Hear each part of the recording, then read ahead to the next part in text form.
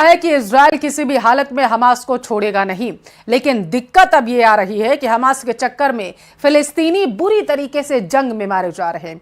पिछले 24 घंटे में इजरायली सेना ने मध्य गाजा में इतने भीषण हमले किए हैं कि पूरा सेंट्रल गाजा कब्रिस्तान बन गया।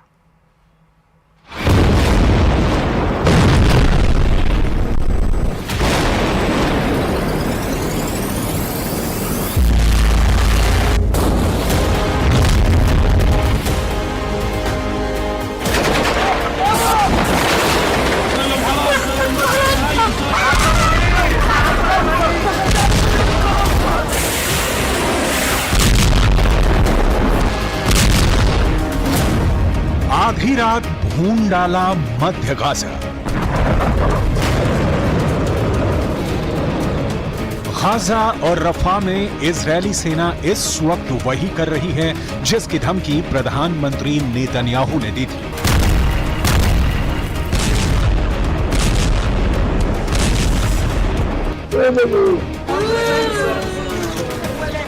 हमास भी इस वक्त वही कर रहा है जिसकी धमकी हमास के 4 टॉप कमांडरों ने इजरायल को दी थी।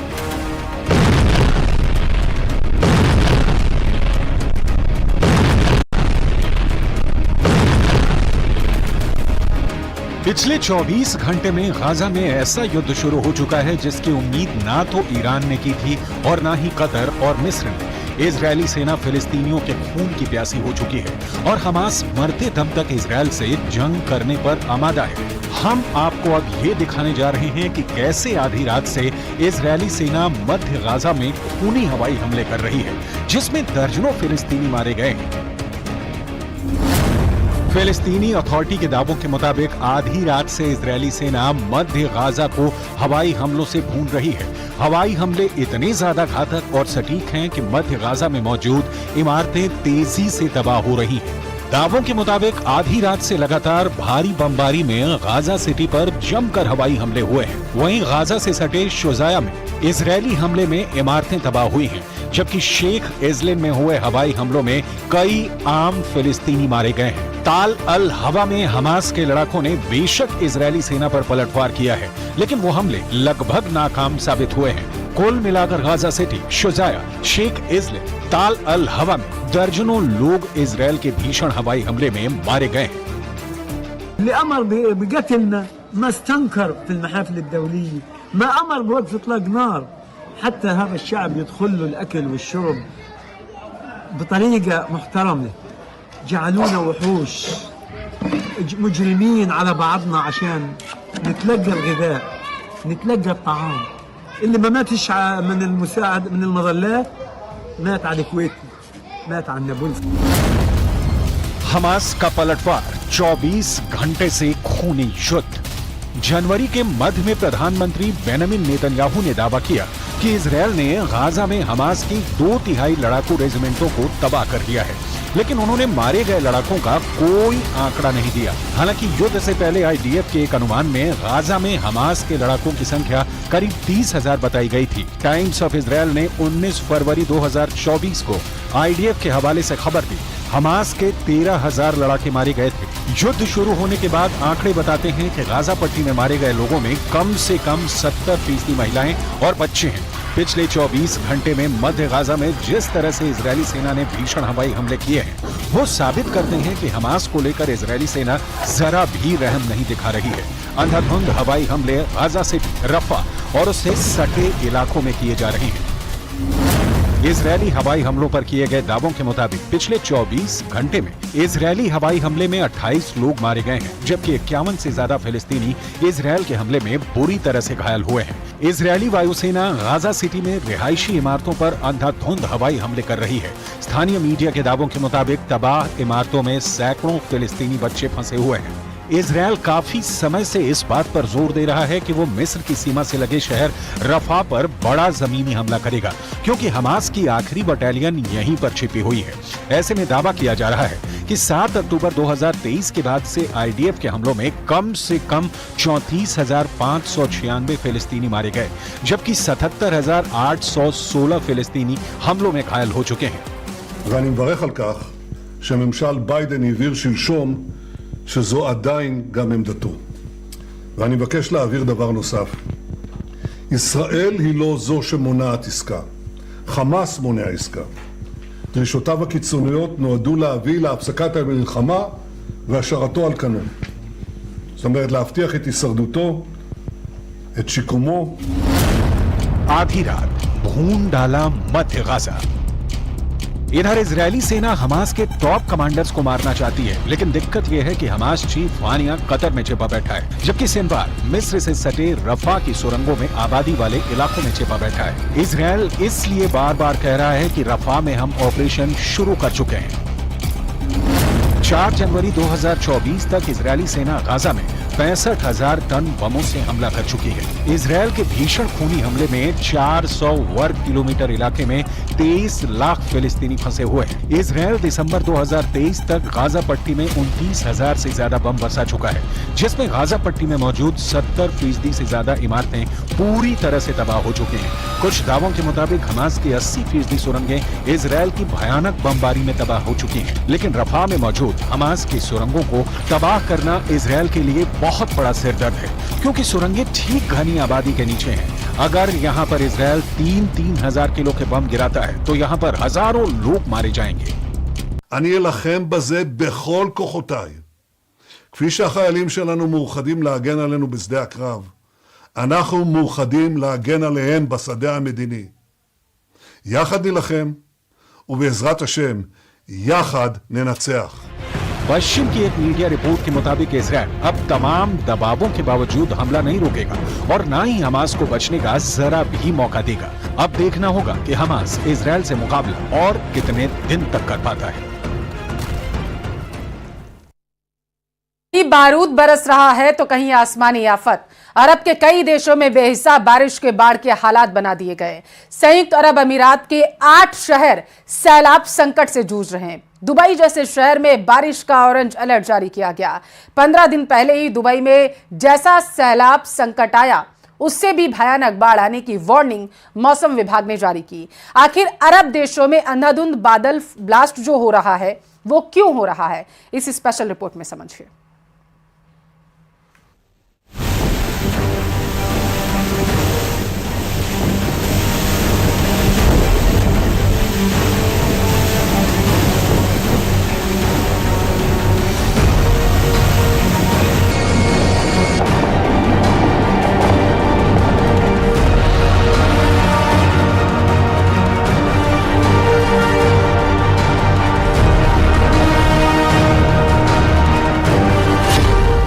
शारजाह में सन्न कर देने वाला सैलाब।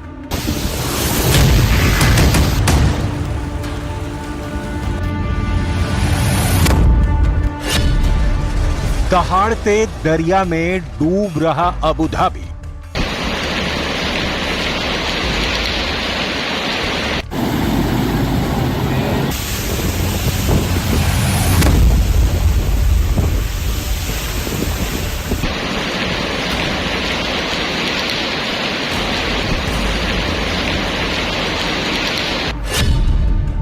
यूएई की 8 सिटी में सैलाब संकट।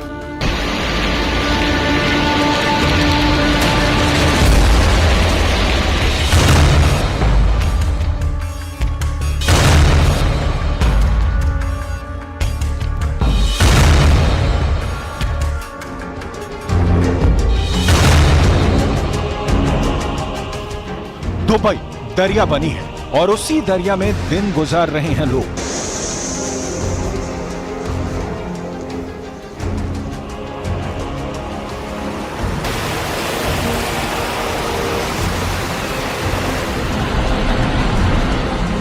ये तस्वीरें दुबई के जेवीसी इलाके की हैं, जहां घर के सामने जल जमाव होने से परेशान आदमी पानी निकासी के लिए मशक्कत कर रहा है।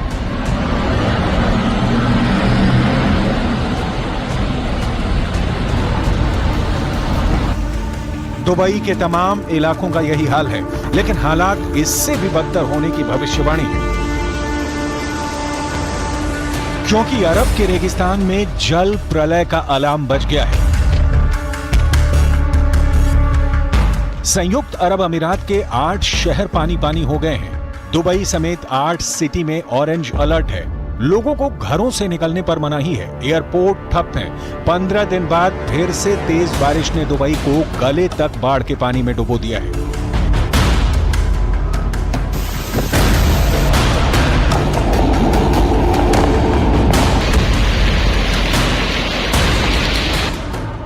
बारिश के कारण कई शहरों में जलभराव की समस्या शुरू हो चुकी है। यूएई के मौसम विभाग ने 3 मई तक पूरे देश में भारी बारिश का अलर्ट जारी किया है। दुबई के इंटरनेशनल एयरपोर्ट से 4 उड़ानें तक रद्द कर दी गई हैं। दुबई की मीडिया खलीज टाइम्स के मुताबिक शहर में बारिश के कारण स्कूल और बस सेवाओं को अगले आदेश तक के लिए बंद कर दिया गया है। शारजाह सिटी में पानी भरने लगा है। अबू धाबी के शेख रशीद बिन सईद स्ट्रीट एयरपोर्ट पर भी तेज बारिश के बाद पानी भर गया। दुबई पुलिस ने मौसम की मार से लोगों को बचाने के लिए अमीरात के कई इलाकों में सड़कों को बंद कर दिया है। अरब मुल्कों में मूसलाधार बारिश ने हालात बिगाड़ रखे हैं। 30 अप्रैल को सऊदी अरब के मदीना ने बेहिसाब बारिश में बाढ़ के हालात बने थे। बारिश के बाद आई बाढ़ ने सऊदी अरब के उत्तरी हिस्सों को सबसे ज्यादा प्रभावित किया। अल उला और अल मदीना प्रांत में भीषण बाढ़ देखी गई। मदीना की मस्जिद अल नबावी में भारी बारिश का पानी तेजी से गिरते हुए देखा गया। तूफानी बारिश को देखते हुए सऊदी अरब के 2 सूबों में स्कूलों को बंद कर दिया गया। मदीना में कई सड़कों पर बाढ़ का पानी आने के कारण यातायात भी रोक दिया गया था।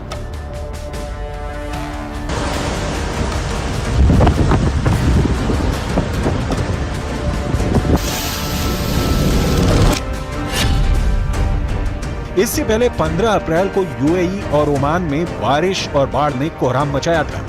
रिकॉर्ड तोड़ बारिश से तब दुबई इंटरनेशनल एयरपोर्ट दरिया बन गया था। दुबई के हाईवे बाढ़ और बारिश से लबालब थे। दुबई में बादल इस कदर बरसे कि बुर्ज खलीफा जैसी बुलंद इमारत भी पानी में घिर गई थी। 15 और 16 अप्रैल को दुबई में रिकॉर्ड तोड़ बारिश हुई थी।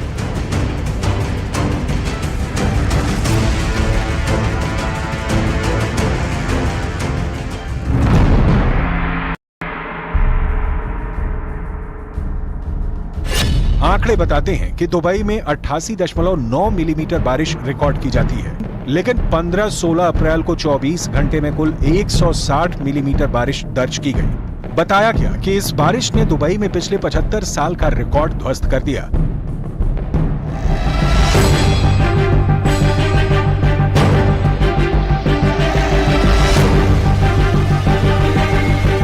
तब यूएई के राष्ट्रीय मौसम विज्ञान केंद्र ने पुष्टि की थी कि ज्यादा से ज्यादा बारिश के लिए क्लाउड सीडिंग करवाई गई। भीषण गर्मी से निपटने के लिए और तापमान को कम रखने के लिए दुबई में कृत्रिम वर्षा का ये बहाना मौसम वैज्ञानिकों के गले नहीं उतर रहा है। पहले जानिए क्लाउड सीडिंग क्या है। जब एक निश्चित जगह पर निश्चित समय में बहुत ज्यादा बारिश हो जाती है तो उसे हम बादल फटना कहते हैं। बादल फटना इस बात पर निर्भर करता है कि क्लाउड सीडिंग से कितने बादल जमा हुए हैं। अगर बहुत ज्यादा भाप से भरे बादलों की पहचान करके उसमें क्लाउड सीडिंग करा दें तो बादल फट सकते हैं। ऐसे में संभव है कि यूएई समेत खाड़ी देशों में इसकी वजह से तेज बारिश आई हो, जो बाढ़ की वजह बनी। हालांकि पश्चिमी देशों के मौसम वैज्ञानिक दुबई में बाढ़ की वजह क्लाउड सीडिंग को नहीं मान रहे। एक्सपर्ट के मुताबिक खाड़ी देशों पर बादल की पतली लेयर होती है, वहां क्लाउड सीडिंग के बावजूद इतनी बारिश नहीं हो सकती है कि बाढ़ आ जाए। क्लाउड सीडिंग से एक बार में बारिश हो सकती है, इससे कई दिनों तक रुक रुक कर बारिश नहीं होती, जैसा कि देखा जा रहा है। यूएई और ओमान जैसे देशों में तेज बारिश की वजह जलवायु परिवर्तन को माना जा रहा है।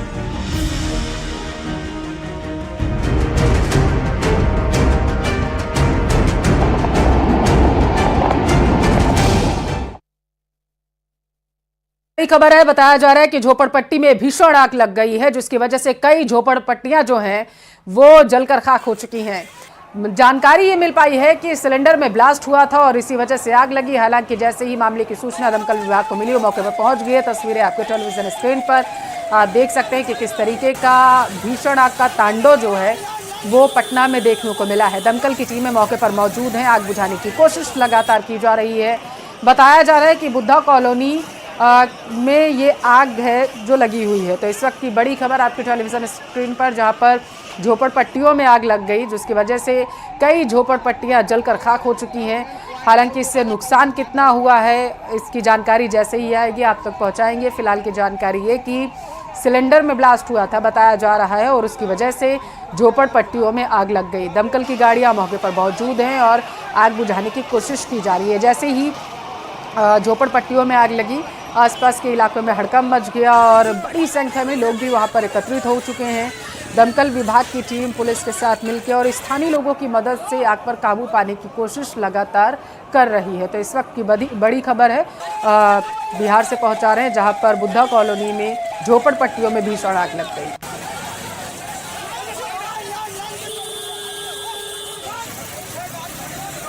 तो तस्वीरें आपके टेलीविजन स्क्रीन पर आप देख सकते हैं तस्वीरों में कि किस तरीके से आग जो है वो लगातार फैलती जा रही है। हालांकि जानकारी ये मिल पा रही है कि दमकल की जो टीमें हैं वो मौके पर मौजूद हैं और आग पर कंट्रोल करने की कोशिश लगातार की जा रही है, लेकिन क्योंकि झोपड़पट्टियां हैं और घास फूस से इन झोपड़पट्टियों को बनाया जाता है, इस वजह से आग को कंट्रोल करने में दिक्कत आ रही है, ऐसी जानकारी मिल पा रही है। आग लगातार फैलती जा रही है। इलाके में हड़कंप मचा हुआ है, बड़ी संख्या में लोग भी वहाँ पर एकत्रित हैं। तस्वीरें आपके टेलीविजन स्क्रीन पर, जहाँ पर पटना के बुद्धा कॉलोनी में झोपड़पट्टियों में भीषण आग लग गई है और इसका जो धुएं का गुबार है कई किलोमीटर दूर से ही देखा जा सकता है। आप तस्वीरों में देख सकते हैं कि आग किस तरीके से विकराल रूप जो है वो लेती जा रही है।